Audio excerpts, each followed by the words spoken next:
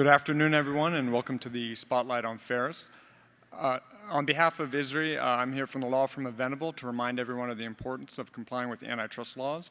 And with that in mind, please review ISRI's antitrust statement, which should be on these seats. The panelists here will be providing an overview of the state of the industry, but we would ask that when it comes time for a question and answer period that you please refrain from discussing any of your company-specific information. And with that, I'd like to turn it over to the moderator, Phil. Thank you very much, Andrew. Good afternoon. My name is Philip Bell. I am president of the Steel Manufacturers Association based in Washington, D.C., and this is my first ISRI convention and exposition. It's a pleasure being here, and I appreciate the opportunity to host this afternoon's Spotlight on Ferrous panel. The ferrous scrap industry is undergoing some very dynamic times. And I think we've assembled a group of people here today that are going to be able to provide some insight, share some ideas, and perhaps even lay out a vision for the future for you. So I'll start by very briefly introducing the panel, because due to the length of material, limitations on our time, and the fact that there's some pretty awesome cocktail parties tonight, let's get the ball rolling. First on our panel is someone who is near and dear to me. It's Mr. Tom Danachek. Tom is past president of the SMA and a senior advisor to the SMA, and many of you know him from his 40-year steel industry career, as well as the last 15 years that he spent advocating for the North American EAF industry. One known not to be bashful. We're looking very forward to sharing ideas with Tom. Next to Tom is Sean Davidson. He's global scrap editor for American Metal Market and Steel First. You can find Sean's work and his analysis almost every day on both the digital and print media platforms of American Metal Market. Sean, thanks for joining us. Next to Sean is Rich Brady. He's Executive Vice President of OmniSource Steel Dynamics. Rich is a veteran of these ferrous panels, and he's also someone who is uniquely positioned to talk from both a producer and a consumer perspective. And then finally, we have John Harris, who is CEO of Aristic and formerly of ArcelorMittal, where he retired after a distinguished career there. So if I'm not mistaken, the gentlemen got together prior to the panel and they all decided that Mr. Danachek was going to go first. So Tom, I'll turn things over to you. Our panelists will give some brief remarks. Then we'll go into our Q&A session. I'd also like to ask you to silence your cell phones if possible, and we're off and running. Thanks, Phil. You're very welcome.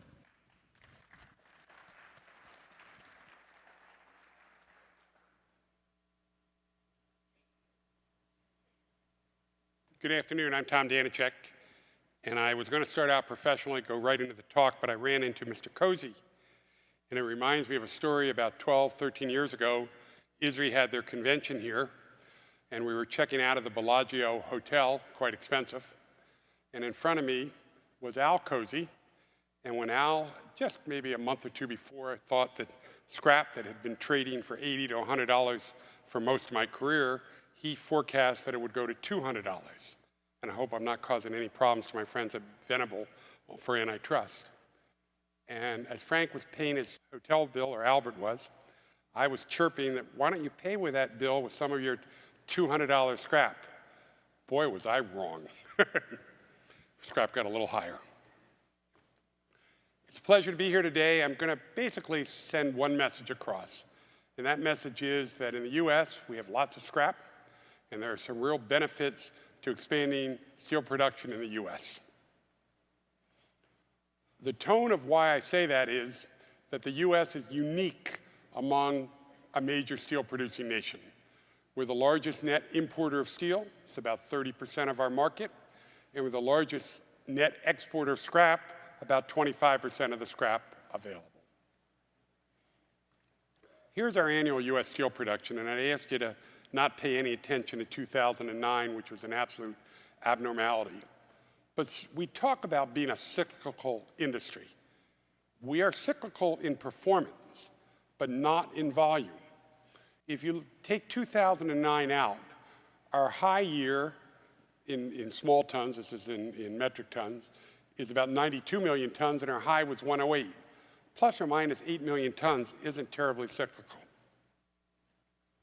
This is a chart for global apparent steel usage, And you can see from a world point of view, the world grew at 3.3% last year.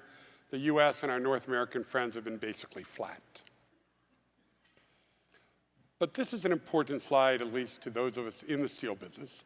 And this compares steelmaking capacity with consumption. And you can see here, and this is not of shredders, but of steel. That was said for you, Mr. Brady. Quiet audience. You can see that global steelmaking capacity continues to grow at a faster rate than our steel consumption. And you know what ultimately happens.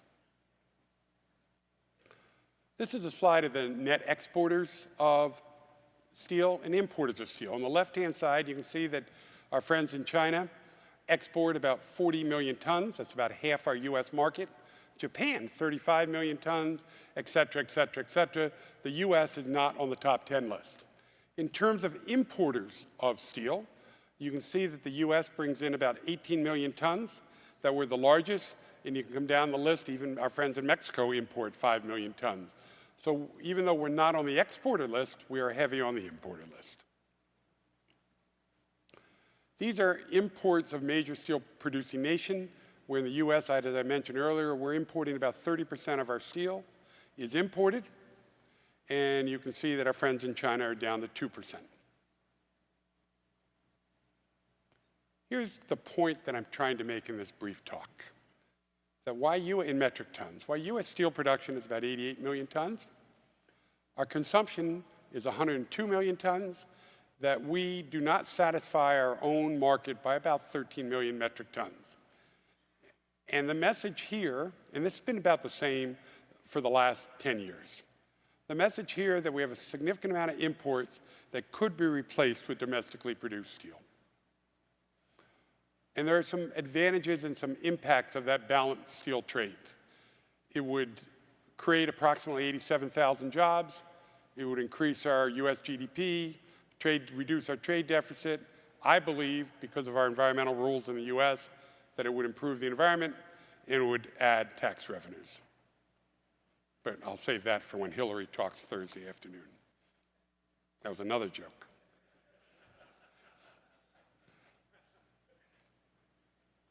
There are reasons for real optimism in North American steel trade. And I think you could add scrap to the same list. We're self-sufficient in raw materials, especially scrap. In the US, 75% of our steelmaking cost is scrap. And being self-sufficient is a terrific advantage. We have relatively low energy prices. Most of the member companies of the steel manufacturers are probably well under 5 cents a kilowatt. Relative to world prices, it's probably 1/3 of the Europeans, et cetera. We have high labor productivities. Mr. Brady's on the panel. One of their mills is as low as 0.3 man-hours per ton. When I started in this industry in the late 60s, labor costs were 37% of our cost of making a ton of steel. Today, most of the US mini mills are in the 7 to 8% class. We have a terrific advantage of having access to the world's largest capital market. And the greatest advantage, I think, is we have proximity to our own domestic market. Let me conclude with a few thoughts. The North American steel market, and I think I could say the same for the scrap market, have shown real resiliency, and they're relatively strong. None of us are ever happy. Global overcapacity continues to pose a major threat. I think you could put steel or scrap on that list. The EAF share of production is likely to increase, and the reason for that has to do with capital and operating cost and scrap availability. We have better information than we ever had, and therefore companies know how this is taking place. Company balance sheets, compared to the times that I worked in the industry through the 90s, the 80s, 70s, have much better balance sheets than we had in those days. There are real positive developments, whether it's our friends at Nucor or elsewhere, in terms of alternate iron units and some of the success and cost success in those areas. And I do believe there are huge potentials going forward in the energy market. With that said, I conclude what I have. I've made the point of why I think we ought to use more scrap here. That should be good news for you in this room. Thank you.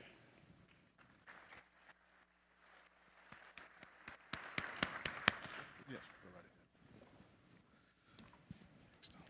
Break a leg.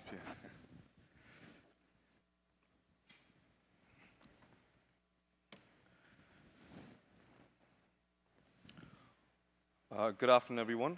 I'm Sean Davidson with AMM, American Metal Market. First off, thank you to Esri for inviting me here to speak.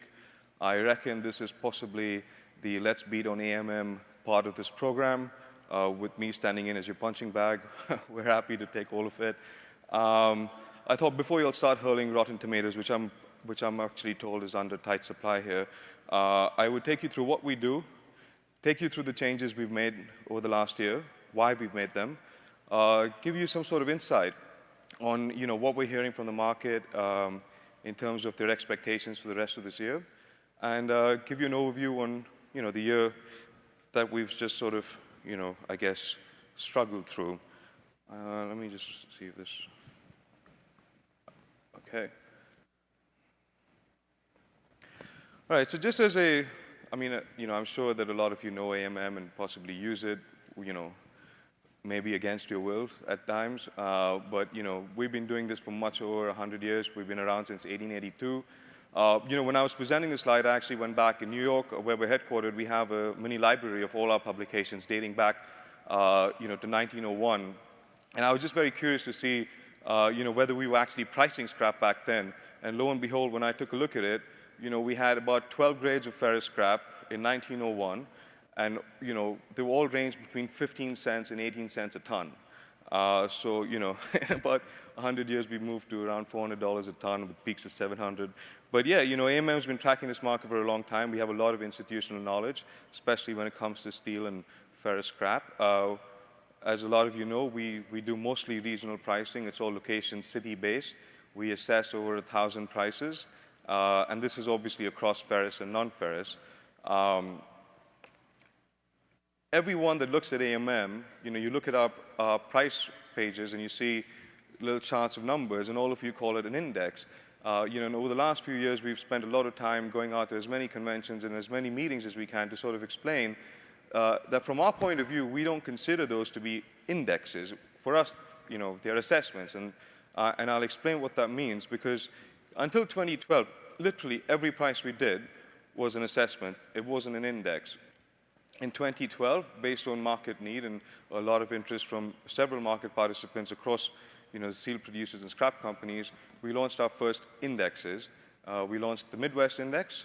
That indexes busheling, HMS, and shred for the entire Midwest region. And we launched export indexes that are FOB, the US East Coast, and FOB, the US West Coast, for bulk scrap. We haven't started it for container scrap yet. And obviously, in terms of the methodology, when it comes to how we go about collecting data and what we do with it, what is an assessment? What's the methodology? Essentially, as a lot of you know, we're out there. We have a team of, I guess what many of you find very annoying reporters. And, in our opinion, the more annoying they are, the better they are at their job. Calling around the market, calling around as many buyers and sellers as they can, whether it's phone calls, emails, in-person meetings, and trying to collect as much transactional data as we can. We're asking all sorts of questions. What was the demand this month? How many tons did you buy of this? Or how many tons did you sell of this? Why was the price X or why is the price Y? We're able to collect large samples of data, and we're able to find what the outliers are, and then question those outliers. And contrary to a lot of public belief, we actually do collect a significant amount of data. We are able to ask people that stand outside, let's say, more or less the weighted average points, why the numbers are too high or too low. And, surprisingly, a lot of people are very cooperative when it comes to answering those questions. So in an assessment, we'll go around, we'll collect all this data, it all comes in, and then we say, okay, fine. If scrap traded, for example, in a $20 range or a $10 range in any one specific market for one specific grade, we will look at the data, we will see how many tons traded at each price point, and we'll try to give you a representative number that tells you that this was a price point at which repeatable transactions have and can occur. This is very important. So all we're saying is, this number that we're putting out here in this market represents where a significant volume has traded and can trade, right? So we're not saying this is the absolute price that every single ton of scrap has traded at. In an index, however, in an assessment, this data came in, our reporters looked at it, said, okay, fine, look, basis this data, this is where I feel this is a good assessment, this is a good representation of the market. It goes to a peer reviewer up the ladder, and a peer reviewer looks at it, does a sort of like, I guess, a more informal audit, and takes a look at it and says, okay, fine, basis the data and the inputs that have come in, this is a fair assessment. In an index, however, an index is basically all the information goes into a very complex model that takes in all the transactional data, the different normalizations. So for example, if it's shred and a certain quality of shred sold at a premium or a certain quality sold at a discount to the average range, we're able to throw that into the index, throw the tons associated with that transaction, put all of it into a model, normalize it basis a, let's say if it's not a 30-day delivery, if it's a 15-day delivery or a 45-day delivery, if the payment terms are different, we're able to put all that data into a very complex model and then normalize it. We do a sub-index, and then we produce a final index, and that's how we treat data when it comes to our indexes. So that's what we do. In the last year, we've made a lot of changes to our ferrous scrap coverage. A lot of it, I understand, was extremely painful to a number of you in the regions that we sort of did turn on its head. I'm sure that all of you appreciate that these were necessary changes. We're only working extremely hard to bring more transparency to these markets. We acknowledge that we've made some errors in the past, but we're here working extremely hard to correct them. And a part of it is, also legacy. 50 years ago, the scrap market, the steel market was quite different, and it's very different now. I mean, you've had a time, for example, in a city like Youngstown, this is a conversation from yesterday, but you had a city like Youngstown that had dozens of mills, and today there's probably 2. So in reviewing all these, these historical regions that we've continued to price all these years, we realized that what we had to do was sit back and look at how scrap is trading in each region. Our consumer buying prices, broker buying prices, export yard buying prices, are these categories sufficient? And do they represent a larger volume of the scrap trading in each region? And what we realized was for some regions, it wasn't. So we ideated, we spent a lot of time talking to market makers in the industry, and we figured out maybe we should launch a new section, and that was a dealer selling price. These are shipping point prices for regions that are basically sending out all their scraps to St. Louis. For example, 2 small mills that buy some volumes, but most of the scrap from St. Louis leaves St. Louis. It's the same for Houston City. So what we did is we launched dealer selling prices that are shipping point weighted average assessments of the scrap that's trading in those markets. We launched a new region. We launched consumer buying prices for scrap trading into the mills along the Arkansas-Tennessee border. We split our Carolinas market because we understand that there's a sort of nuanced difference in the fundamentals of how scrap trades in North Carolina and South Carolina. So we split that to better represent those markets. We launched export yard buying prices for Seattle and Portland. In addition to several other changes, like we've done away with some of the grades that weren't very liquid. We are currently studying grades that we can add that possibly have a lot of liquidity. One of them I know that is extremely controversial, but we continue to study it, is shredder feed. And then we're also talking to a lot of you in the market to find out if there are other regions that we can cover. And the point is, all we're trying to say is we want you to know that we're quite nimble. We're not sticking to any sort of, stated methodology that states that, hey, it has to be the categories that we've had all this time. If you have an idea for a new category that we can launch, I don't know, like peddler prices or retail prices or anything like that, that you feel will benefit the market, will benefit your industry, please come and share that with us, and we will spend a lot of time studying it. And, should more of you want it, we will deliver it, because at the end of the day, we're here to serve your needs. So that's us following the market. This is what we're doing. This is what we're working on. I just want to take you very quickly through, the year that's passed so far. I've used our indexes to demonstrate, the trends in certain markets. And as you can see, it's been interesting, the relationship between busheling and shred in the Midwest. From May 2012 to May 2013, if I'm not mistaken, busheling and shredded prices traded right on top of each other. You're talking about, in some markets, literally the same price. In some markets, they were a couple of dollars within each other. But when I say markets, I mean within the Midwest. And then post-May last year, it sort of, started moving back into its comfort zone, the more historical spreads where busheling, was getting the premium that it deserves over shred. And then we find that, once the winter kicked off, and you had a month where prices shot up in November, much to everyone's surprise. But as that market started evolving, we found that I'm sure all of you found this, was that the prices have come back in. And what's interesting is, there've been different reasons. In some months where the price of prime and busheling and shred were the same, it was because prime was in oversupply, and in some months it was because shred was undersupplied. And we find that those dynamics keep changing. And obviously, over the winter, as many of you are aware, the impact was more due to the presence of exporters in the domestic market. Which brings me to this slide, and this is. For those of you that follow the bulk export market, and I have raised this in the past, historically, the West Coast bulk sales always trended higher than the East Coast bulk sales prices. And I mean this on a CFR basis, so that's a delivered price. And obviously, the freights, I guess back then, were maybe within a $5 or $10 difference in terms of the West Coast being higher. But even on an FOB basis, it appeared that the West Coast prices were a lot higher.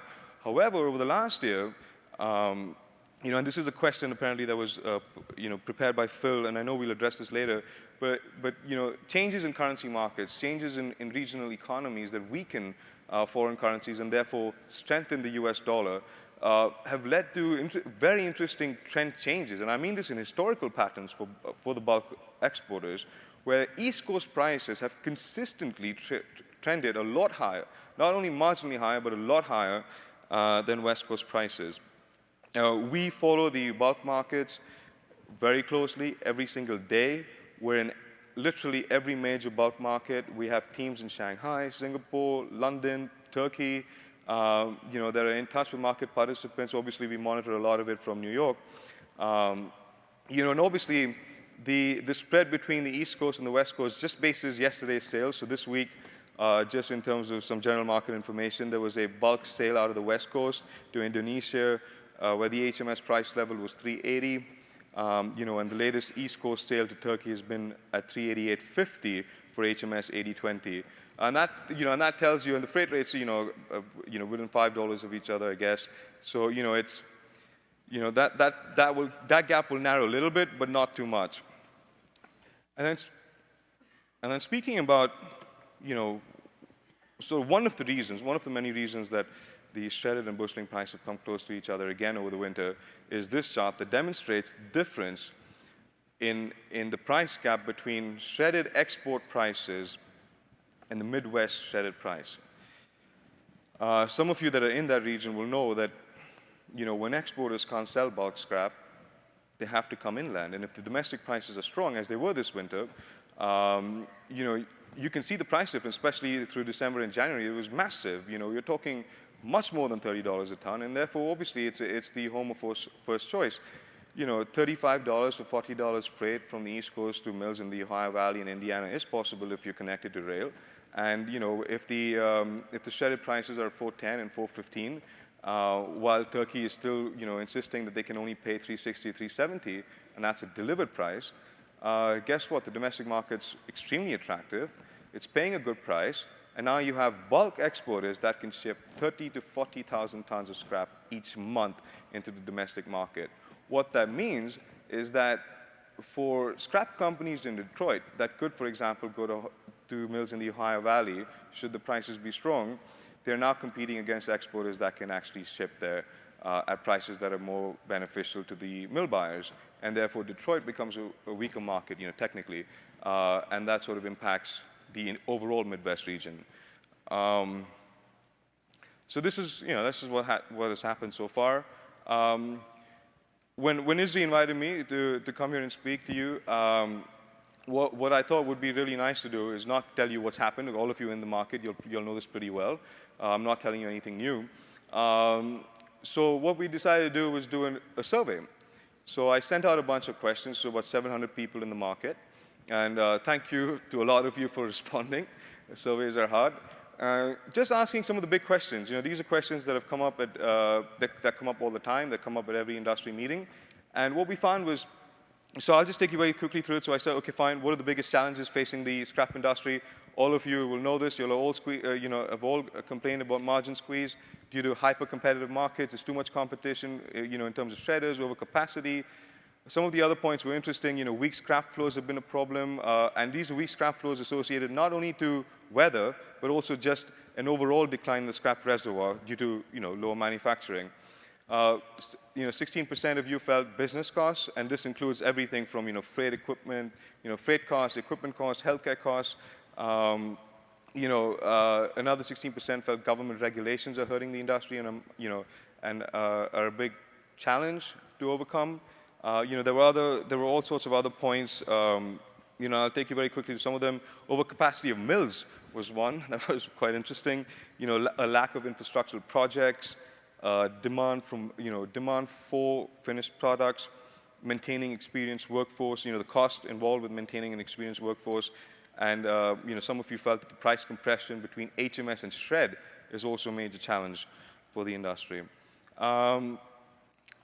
So because of everyone saying, hey, there's a big margin squeeze and we're all hurting, and we're hurting really bad, my next question to the industry was, okay, which domestic regions do you feel are the most saturated? And what was interesting was, obviously, you can see it's all very tight. Basically, it means that everyone feels that the entire country is oversaturated, right?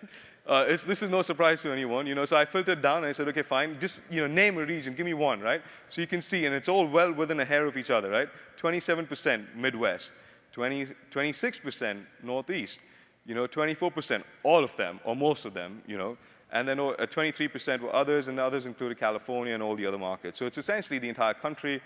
And we prepared a map last year. It's our shredder map. It's available at our booth for free to all of you. Yes, I repeat, it's for free. We don't charge for everything. So it's available at our booth. Take a look at it. It's quite interesting. It'll give you a detailed account of where each shredder is today, and obviously the regions that are quite saturated. Another question I asked, and this is a report that's out today in our AMM publication. We've done a detailed report on the challenges that was out in yesterday's publication.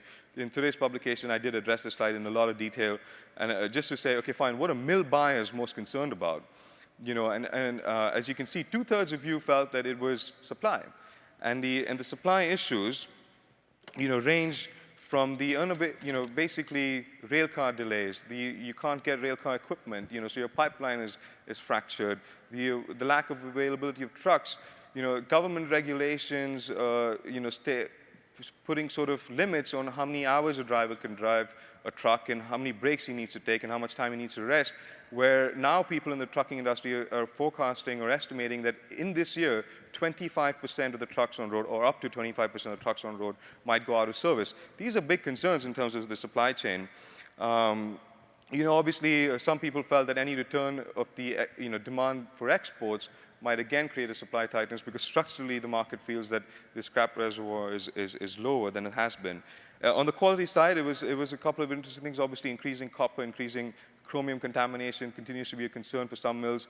Fracking pipe in the south, was one of the concerns that came up. And airbags that come out of shred, or that could possibly exist in shredded scrap, was a concern that some mill buyers expressed. Speculation. This is a contentious topic. People don't like it when AMM reports market speculation, or some of you don't like it. But this is long-term. So this is not speculation on, hey, where's next month's prices headed? This is speculation for the rest of this year.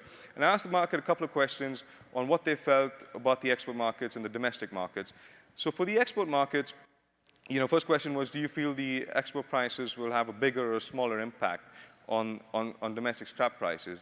Essentially, you say, if export volumes are forecast to drop, what's the impact? If export volumes are forecast to grow, what's the impact? And, as you can see, most of you feel that the impact, or, the historic impact will be the same. What's interesting is the next slide, if I can get this thing to work. Oh, man.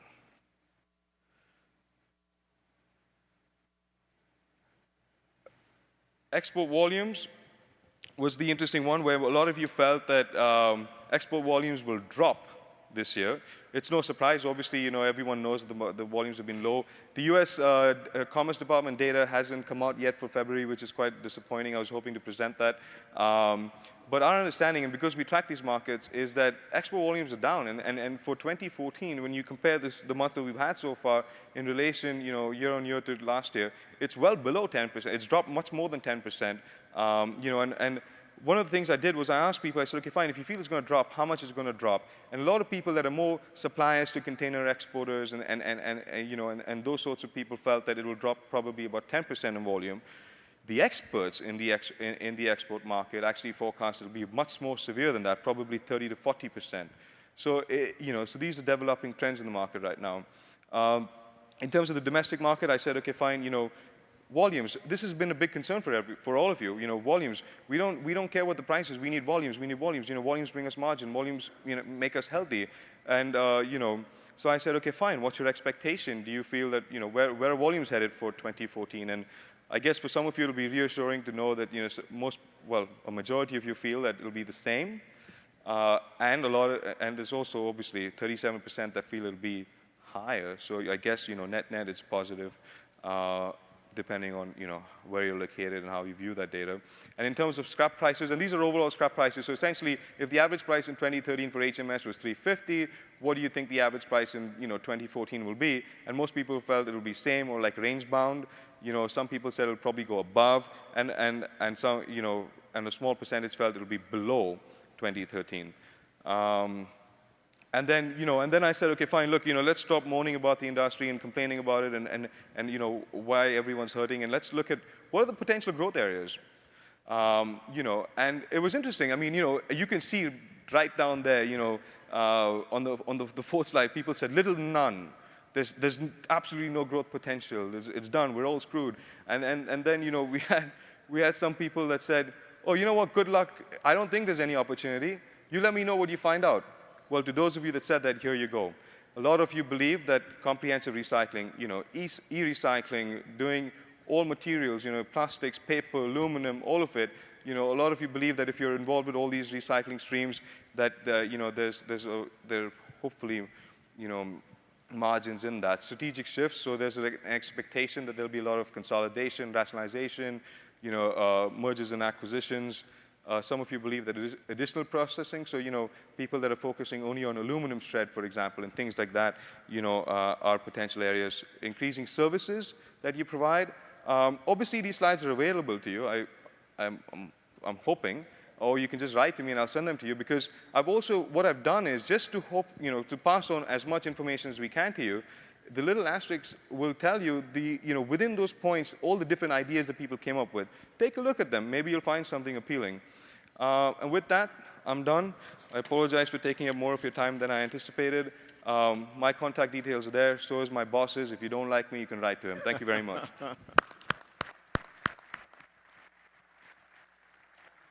Thanks. We Yeah, I think we're good there. Thank you very much, guys, for the oversight that you provided. We'll now transition into the Q&A portion of our panel. And for the audience, there are a couple of mics towards the front here.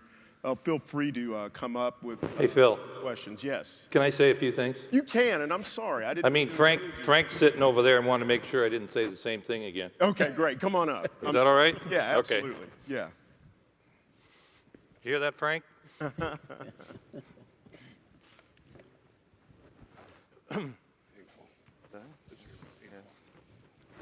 Good afternoon, everybody. Many of you have seen me stand here before. I will not take too long, but I do want to make a few points. I heard that Tom talk about working in the 70s. Well, I worked in the 60s. And one of the things that I've seen since my start in the industry is the tremendous reduction in people, both in the steel industry and also in the scrap industry. And recently I had an opportunity to do a training session. One of the things that came out of it was the amount of people, young people in the industry now, that do not know what is happening from a steel side and the scrap recycling side. I know it's a fast-moving business. The senior people are dwindling with the knowledge, but they have to pass it on. Just a comment for you. DRI. There's been a lot of discussions on DRI. I commented on it on the roundtable. So Frank, I am going to repeat myself just for a moment. One of the things that I did a quick look at, I use RIMDIS numbers, which are exact numbers. They're not canvas numbers. And what it showed, starting in December, DRI shipments were about 9,000 tons in the NAFTA region new. At that time, the busheling differential to shredded dropped $27, and it stayed there. I do not expect it to change. DRI is a replacement for busheling. You are being told that it's a replacement for pig iron.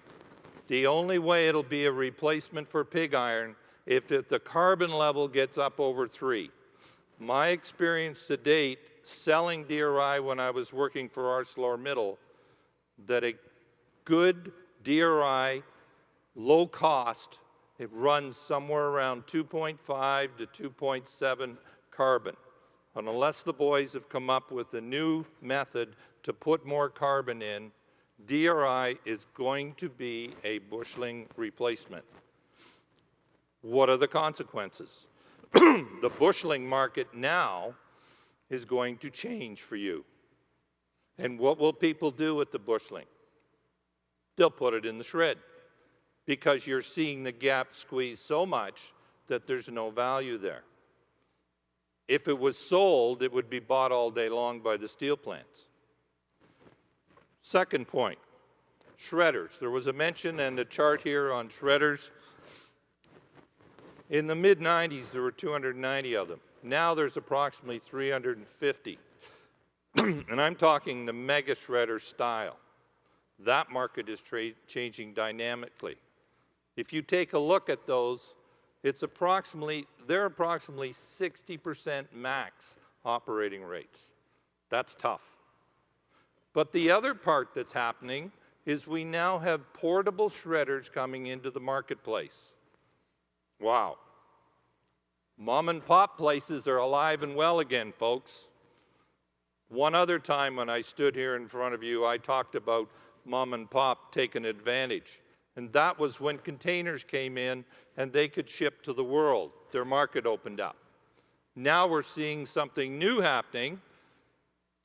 A mom and pop place can go out and buy a very small hammer mill type shredder, somewhere in a range between $1.5 million to $3 million bucks, produce about 1,500 to 3,000 tons of shred. It's a lower valued shred, but guess what? Steel mills love it because it has a higher density than your heavy melts. Away we go. +1 for mom and pop.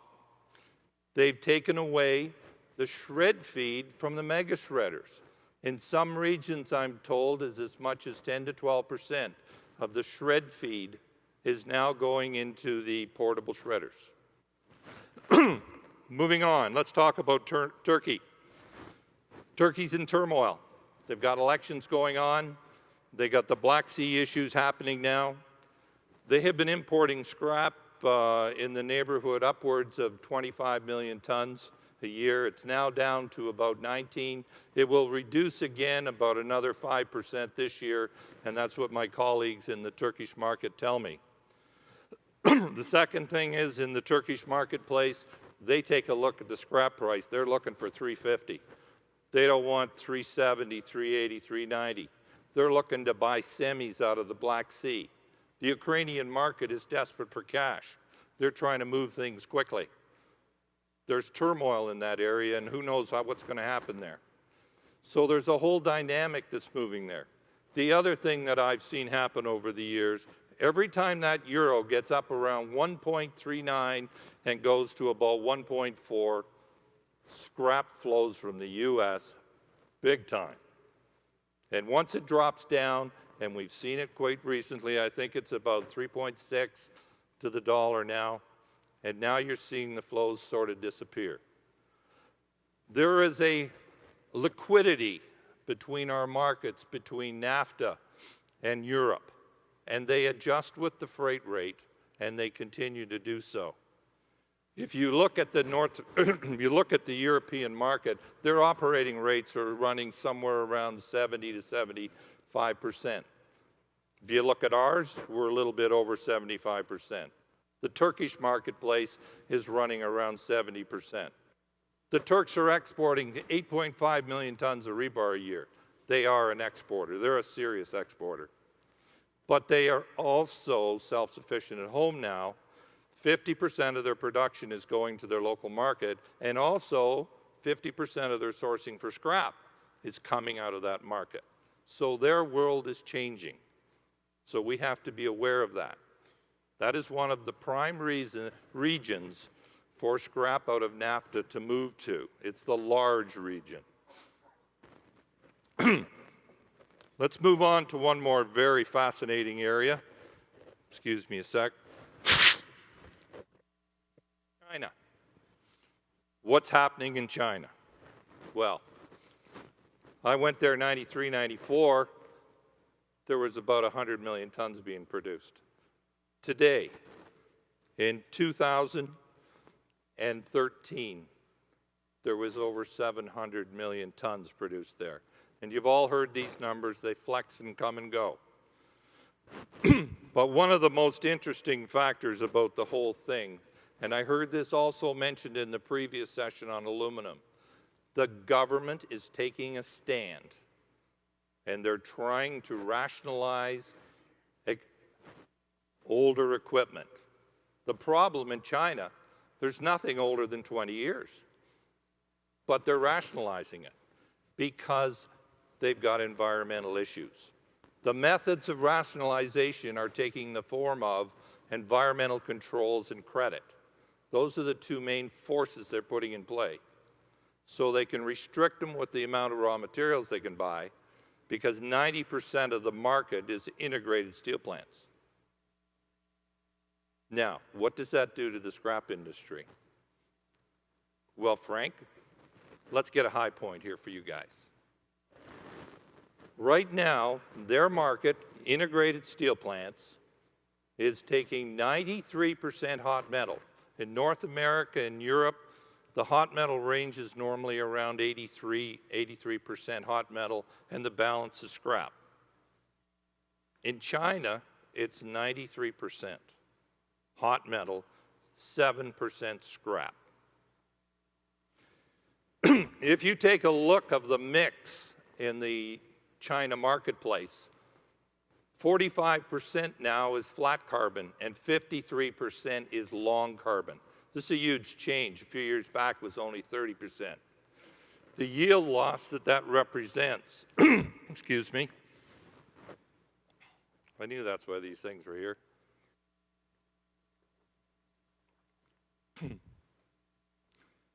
If you look at the yield loss on the flat side, it's much, much higher than it is in the long carbon. You don't get anywhere near the recovery or the yield loss. Consequently, what's happening over there, they've moved it up the ladder again. So right now, their prompt scrap represents a supply to their needs at the 97 or the 93% hot metal that represents a 10 million ton a year excess scrap. Well, that's not a good thing. But guess what one of the mandates is? We will not export scrap from China. And, as Tom mentioned, there are around 40 million tons of exports of steel. Well, that's in that 5% range that they're talking about for exports. And they're really going to clamp down on that, and that's what their objective is. But from the scrap side, the interesting thing is they're looking at increasing the scrap consumption in their integrated steel plants by 5%. Well, every percent change represents 7 million tons of scrap. So a 1.5% change, an increase, eliminates their current scrap situation. If they went to the 5%, you'd be exporting scrap there to the tune of about 20 million tons a year. So something could happen in this dynamic that could change at a positive point at somewhere in our future. I don't know where it's going to be. But that's there to be had if it happens. The last point I'd like to make, China is moving from an investment economy to a consumption economy. And what that means is that 70%, this is what it was 10 years ago, it was 70, 70, 30. It is now 60, 40. And if you take a look at what's happening in NAFTA, it's a complete reverse. In other words, our investment might be a third and our consumption is 2/3. They are trying to get to something of that range. And just for example, a yearly wage 10 years ago over there was $3,500. Today, it's $6,500. They're moving in that direction. Thank you.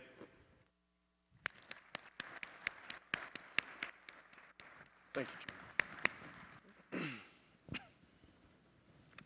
Okay, I think now that all of our panelists have done their presentations, we'll start with a few questions. And a lot of interesting things that have emerged so far this afternoon. And I want to start just about DRI. And John, thank you for bringing that up. There's a lot of countervailing opinions here. And what really is driving the demand for DRI? I don't know. Tom, do you have a contrarian point of view to some of the information that John just presented? I have a lot of contrarian points of view. Whoever named DRI an alternate iron unit should be shot. Whoever calls it a steel scrap substitute should be shot. It's an economic consideration. In the world that I was brought up in a few years ago, when DRI cost $400 to produce, DRI always bought a premium to any grade of scrap. No metallurgist or melt shop superintendent ever wanted to use DRI, HBI, or whatever, because it took more energy, it was more expensive, it took longer to melt the steel. Now tell me why I want to use this stuff. I used it because metallurgically, I needed the low residuals. The world is now changing. Our friends at Nucor in St. James Parish are having an effect on that change, and we'll watch it over time. The dynamics are changing. I respectfully don't draw the analogy that Mr. Harris puts on in terms of bushelings. I think if one takes a long view, I might be 5 years out. I'm always wrong in timing. If I'm so smart, how come I went in the steel business? If you go out 5 years or so, I would actually tell you that the growth of DRI will actually cause more scrap to be consumed in the United States. And that growth takes place because a typical mill, when it uses DRI, might use 30%. It therefore needs, conceptually, 70% scrap.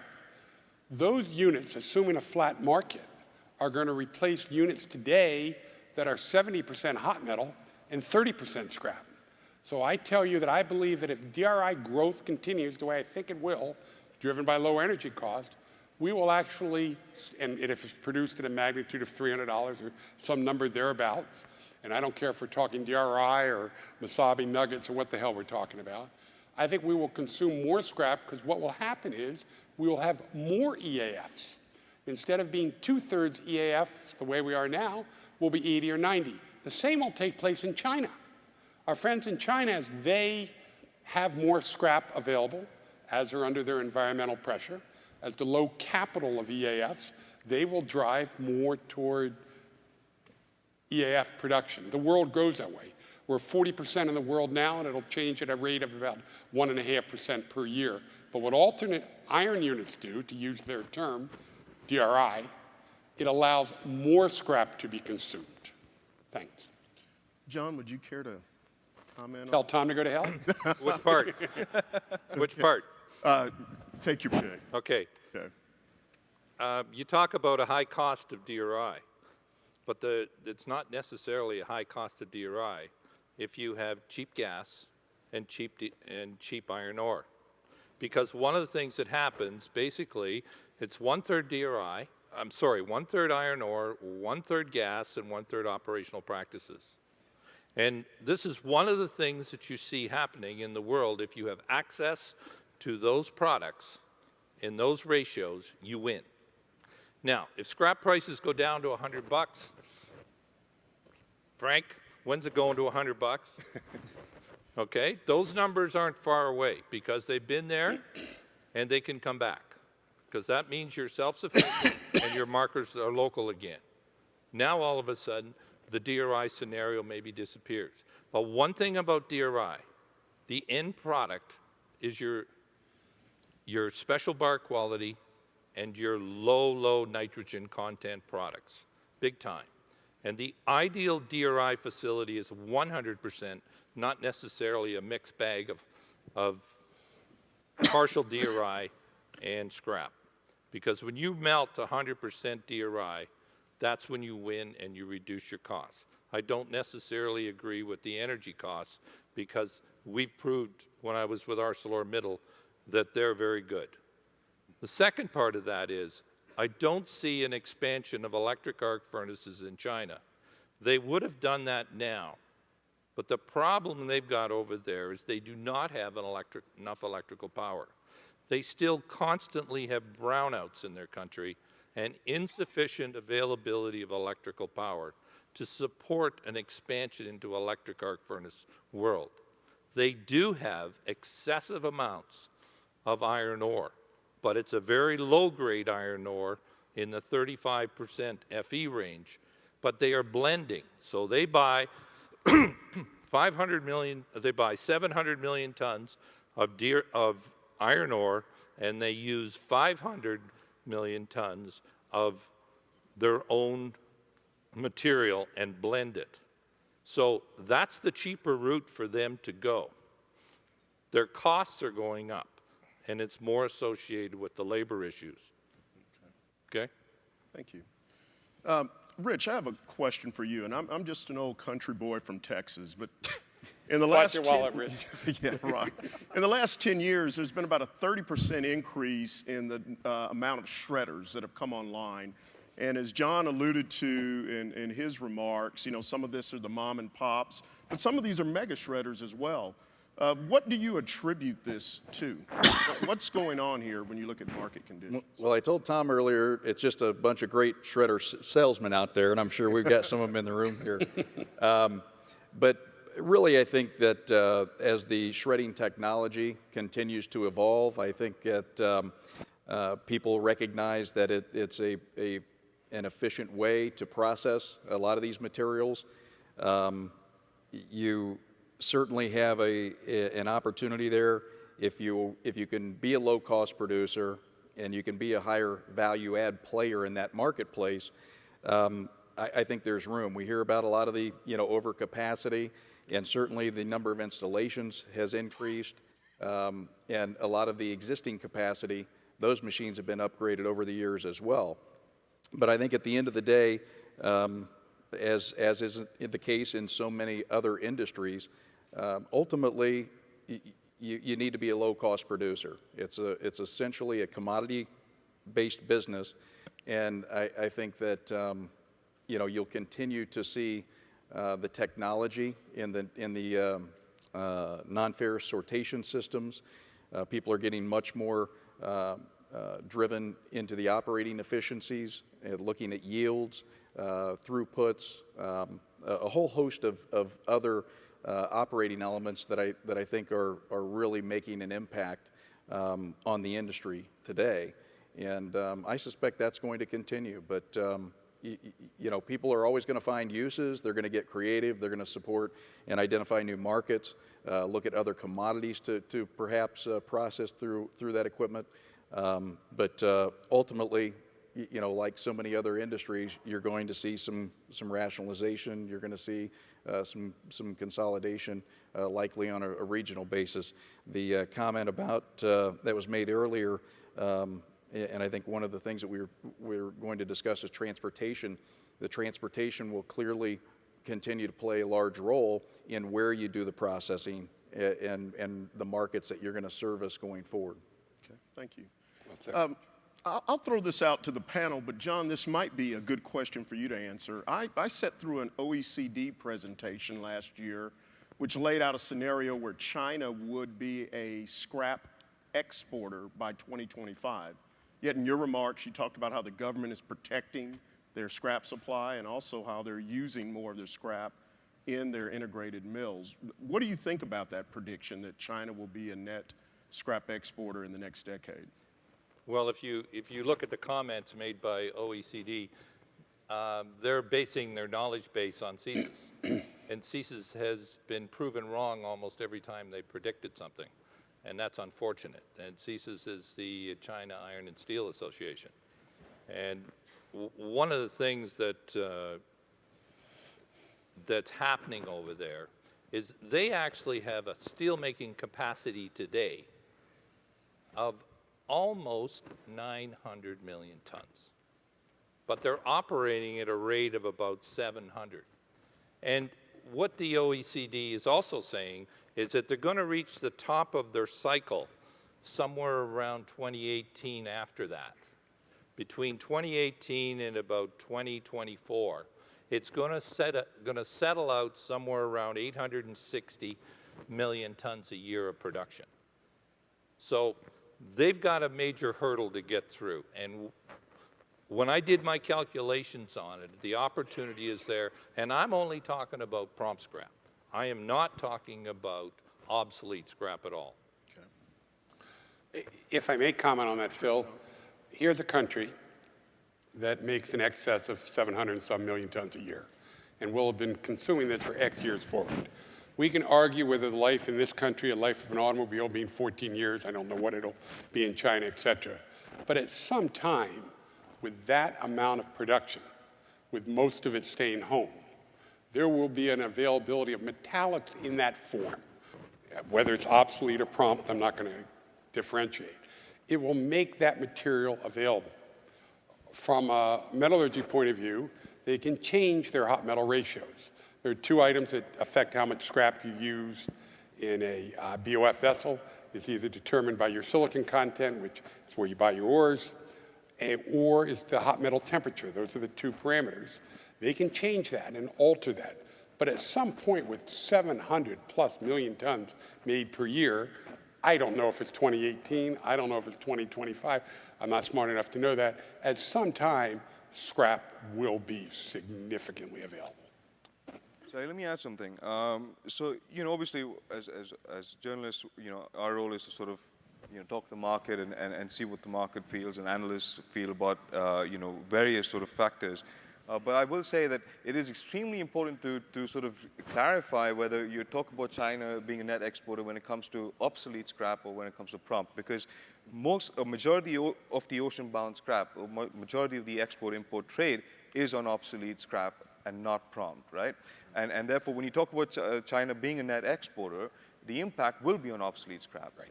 And most of the, including Metal Bulletin Research that has its own analysts that have forecasted, and a number of analysts, they sort of feel that in terms of obsolete scrap, they're quite confident that between 2020 and 2025, at some point, China will become an exporter of obsolete grades of scrap.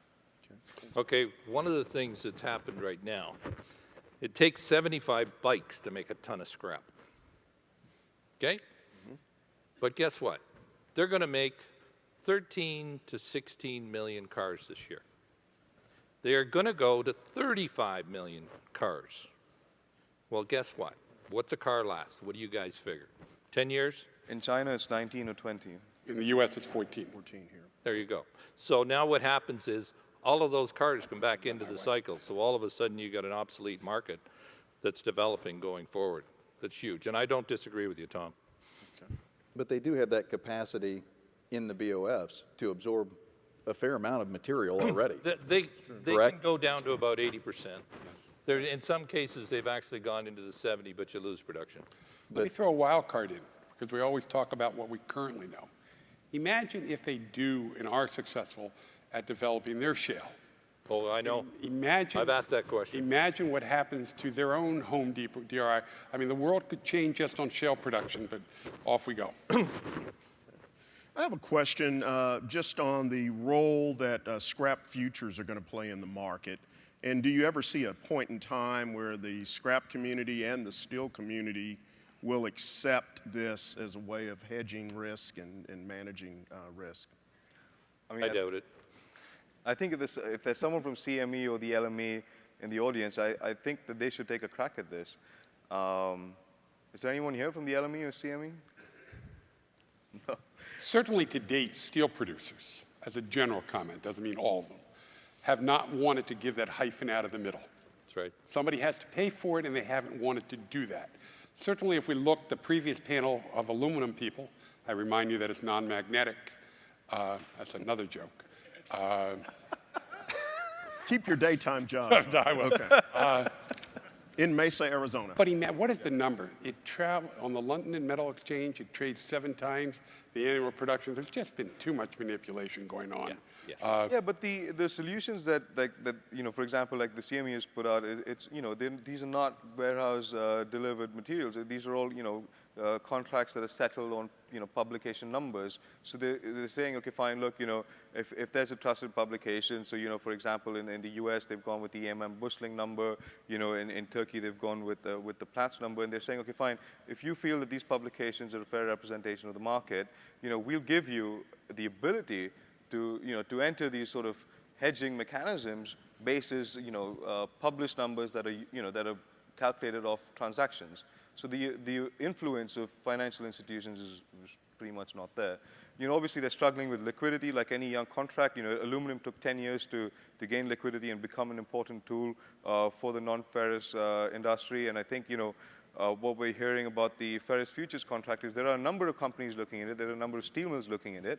And, and each time they go into the market and look at, sort of the open interest and the levels that are available, one of the common sort of laments has been that, I wanted to hedge at a certain price, but I couldn't find the market. And I think, as the CME and, I know the LME is also doing this, as they go out and they spend more time with the scrap companies and the steel mills and give them more education, one of the things that they will do is they'll say, hey, look, maybe it's not there in the open interest, maybe it's not evident, but what you can do is, here's a list of brokers, why don't you call them, tell them, hey, here's where I want to hedge, here's the volume, and maybe they'll go out there and they'll try to make the market for you by finding a counterparty. I would add one item to that. You're correct.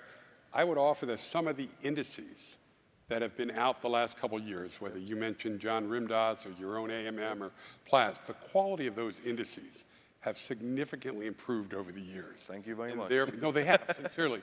And therefore, someone who really does have a desire to affect the future, what he buys or sells for, can do it off some of those indices. So I mean, and the tool is there. I think it will serve the industry well to at least go and study it. No one's saying go do it, but study it, see if there's merit to it, and you should provide that feedback. All of you here, to people like the CME and data providers and the exchanges, and let them know what you feel is not working for you, what doesn't work in this, and I can assure you that there's a lot of interest from these exchanges to provide this tool to you, and you should definitely interact with them. One of the issues that comes up here, if you ask the folks here what's an export shred and what's a local consumer shred, whether it's an electric arc furnace in the south or whether it's a integrated in the Midwest, you're going to get 3 different answers. Secondly, if you look at the ISRI scrap definitions, they're very, very thin. And nobody really wants them to change because it's a protection zone where it becomes an agreement between the buyer and the seller. So you got some major, major hurdles to get over. And I fortunately listened to the last one, Spotlight on Aluminum. And the one comment that was made there was that the market was 20% influenced by the people that were buying and selling for their use. And the balance was the market traders? Well, I mean, they do provide a useful service, right? I mean, you have to look at that. You need financial institutions in the market to provide counterparties. Otherwise, you're never going to be able to hedge. And you could speak to as many people as as you meet in the aluminum and copper side, and when they look at their examples of the volatility that the influence of these traders, the so-called influence that they've had, they'll tell you that they actually helped sort of balance volatility and remove a lot of it rather than cause it. And I think there are a lot of scrap companies here that are both ferrous and non-ferrous, and you can spend some time with your non-ferrous teams to understand that. From our point of view, we're agnostic. We'll continue to provide the industry with whatever it requires.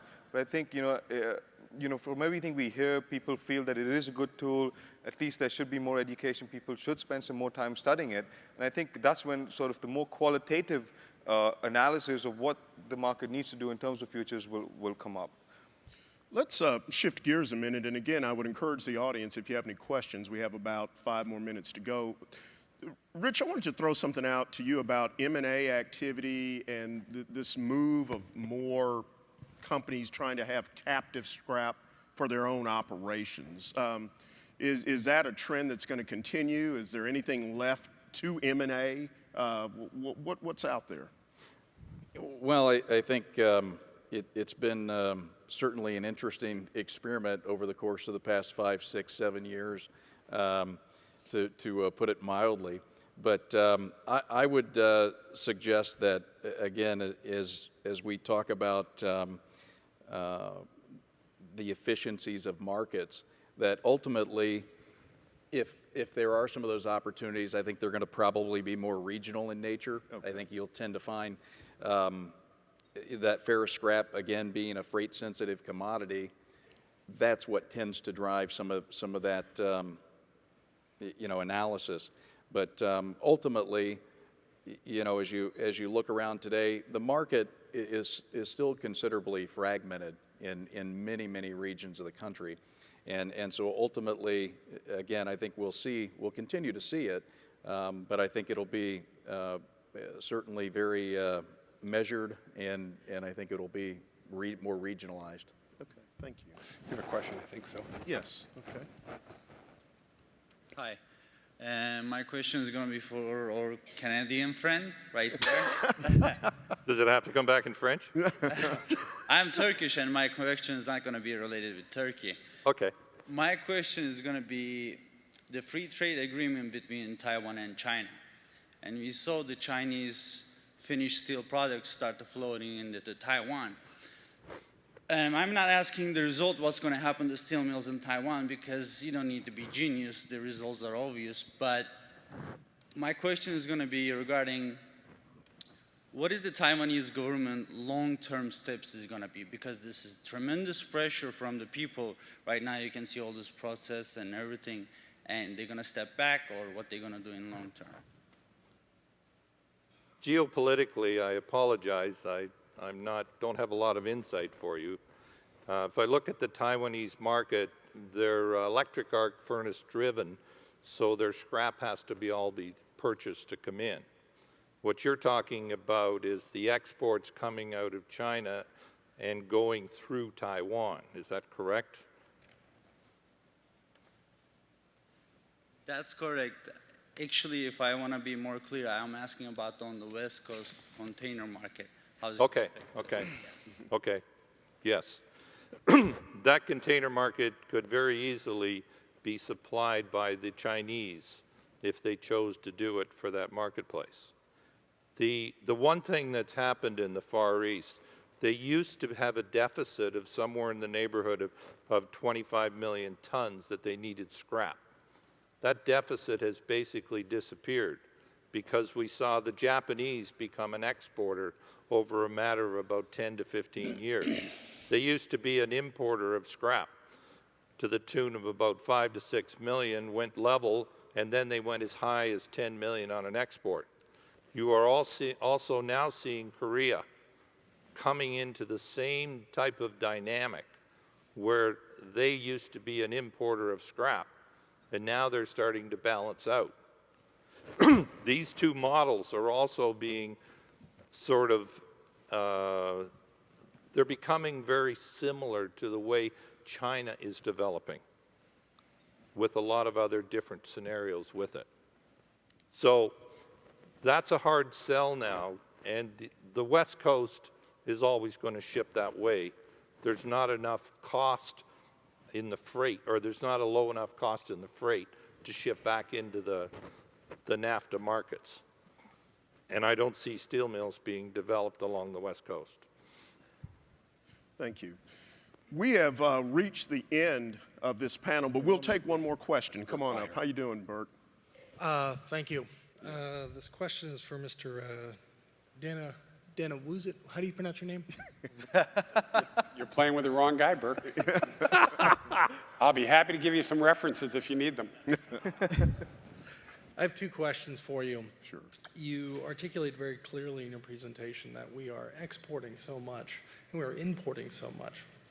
The first question is, many of these countries that we're trading with, how do they financially make that viable to sell these finished products from some of these raw materials they're buying from here, when so many domestic mills are sourcing their raw materials and sending their finished product only as far as they can see from the top of their mills? The second question would be, what's the silver bullet to your desire to melt more here? Answering your first question in terms of export capabilities of others, one of the inequalities under the WTO is the value-added tax. And as I export scrap steel almost anywhere in the world, I get a value-added tax rebate of 18, 19, 20%. That's a huge number. And it gives an advantage to our friends in Turkey or elsewhere who can do that. We don't have that in this country. We're not going to have it in this country. It goes back to the Boston Tea Party. But that is one of the reasons is the taxation. It isn't economics. The scrap is cheapest here. The electricity is cheapest here. Our labor is relatively highly efficient here. Our capital's here. It's not economics. It's differentiation and things like taxation. Your second question, my motivation isn't real complicated. This industry has been good to me. It's been good to all of you in this room. I was 50 years old, general manager of an integrated steel mill, and my mother kept telling me I should go to medical school. No, Mom, I like what I'm doing. It creates jobs. It creates wealth. People who make things add value to others. That's my motivation. It's not real complicated. You talk about the West Coast. I was a 29-year-old know-it-all. I was a superintendent of steelmaking out at Kaiser, and that was the last large mill out there operating. I'd like to see a steel mill built in California, but it's not going to happen. I agree with John, but I'd like to see the jobs created. I'd like to see the wealth stay in North America. Tom, thank you. And I couldn't think of a better way to conclude the panel. Would you all please join me in giving our panel a round of applause for a very lively discussion? Okay. Also, please fill out the questionnaire that's on the ISRI online app. And again, thank you and enjoy the rest of the conference.